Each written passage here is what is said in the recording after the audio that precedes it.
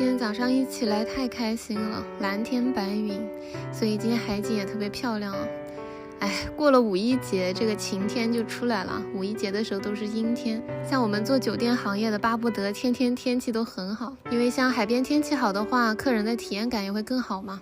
不过这个五一我们酒店的客人反馈都是很不错的，阳光灿烂，出门干活了。今天做一些翻新，和老公从深圳辞职到巽寮湾这边创业做酒店，已经快2年了。我们选的地方是海上湾畔，这里我们有自己的房子，小区在巽寮湾最方便最好的位置，但是也比较老了，10几年的老小区，加上海边的房子不好维护，所以每一年我们都会进行一些维护和翻新的工作。这几天我负责把空房的淋浴间都刷一下，不然时间久了容易有很多水印或者发霉。刷完淋浴门又加挡水条，全部弄完都天黑了。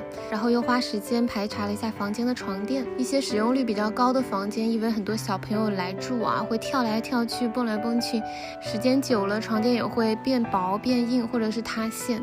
如果有这些情况的话，可以加软垫或者是进行一个更换。今天排查完发现情况不太严重啊，所以就加了一些这种记忆棉或者是乳胶的软垫，这样舒服很多。另外看到有些房间洗手盆这个下水口也比较旧了，还有一点点生锈，就给它换新的不锈钢的，因为之前那种老式的是压干的，要在水龙头后面压干它才会弹起来，好多客人不会用，所以有些洗手池就换成弹跳的下水器了。今天干完活到旁边的巽寮镇群益市场过来买点海鲜，今天晚上想做一个鲜虾扇贝粉丝蒸。巽寮湾本地的小镇就在我们酒店旁边，这里买一些海鲜特产或者是吃饭都更加实惠方便。平时我们自己家买菜或者下馆子也都在这边。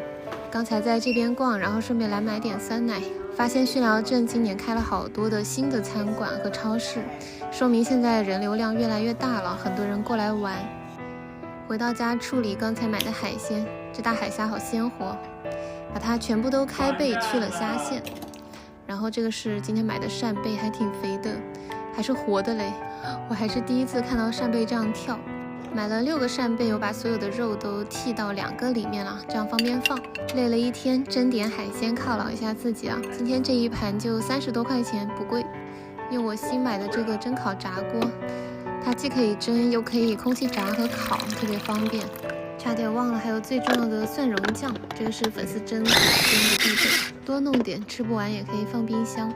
这应该是近1个月第一次在家里做饭。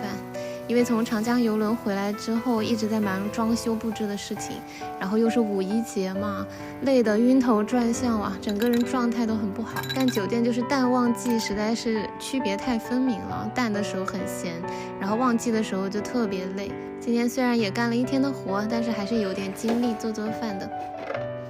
现在晚上吃的都不多啊，基本上就是8成饱，所以粉丝多放了点，就当今天的晚餐了。按照它这个食谱来做，12分钟100度，用的是纯蒸模式，特别快就搞定了。蒜蓉粉丝蒸海鲜这道广东菜应该没有人会拒绝吧？我发现身边的朋友都爱吃，平时就可以做起来。这次做的蒜蓉酱也很不错哦。晚上吃了个8成饱，正好，然后过来看小猫咪，我说怎么蹲在这个浴缸里，原来是饭盆又空了。我给它们都是一直吃贝内飞的。还好也没有特别发胖吧，2只的体重都是挺正常。小五福在这里明示我给它加饭哦。4宝躺在外面，现在天热了嘛，就开始往地上躺了。每天他们俩掉好多毛，每天都要用那个扫地机器人扫地吸地，光用扫把是搞不干净的，所以家里养宠物就是多了一道这个打扫工序。但是小宠物真的特别治愈哦，就是它们特别单纯，然后又很依赖你，那种感觉很好。给它们倒了点罐头吃，吃的可香了。好了，今天就分享到这，谢谢大家，我们下期再见。